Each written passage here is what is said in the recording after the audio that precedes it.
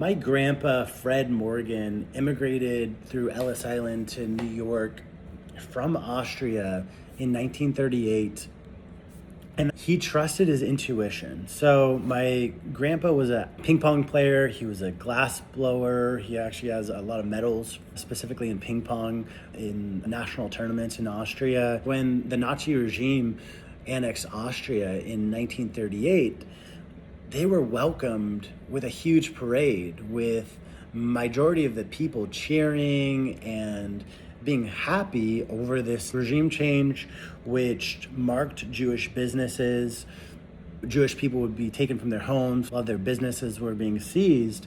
And my grandpa had the intuition to not only just have that feeling, but to take action on it, saying, I've got to leave this place.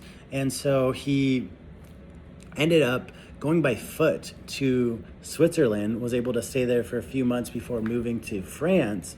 And that's where he was able to gather his paperwork. During the immigration process, he was able to change his name from Sigmund Morgenroth to Fred Morgan, and ended up immigrating to the U.S. And ironically, he ended up getting drafted back into World War II, and he fought in the Battle of the Bulge against the Nazi regime and ended up getting a Purple Heart. He came back to New York and started a very successful glass blowing business, which he ended up merging with a major corporation. So he was a very successful guy following his intuition, and he had to essentially leave everything behind and start over, start from the ground up. And not only that, he ended up breaking his back in World War II. And it was really all about following intuition. I think nowadays, the problem that most people have with overeating, smoking, too much anxiety, really any too much behavior, is they're not truly listening to their feelings. They're consistently distracting themselves from their feelings. For instance, let's say you're feeling anxious and then you go to the grocery store and you get a pint of ice cream, you eat it, or distract yourself from that feeling by scrolling through social media for an hour. That's going to do nothing to dissolve the anxiety. Maybe the real solution would be to hit the gym, have a good conversation, to read a book, to practice the language or practice your work, whatever your purpose is, and really get aligned there, or just meditate.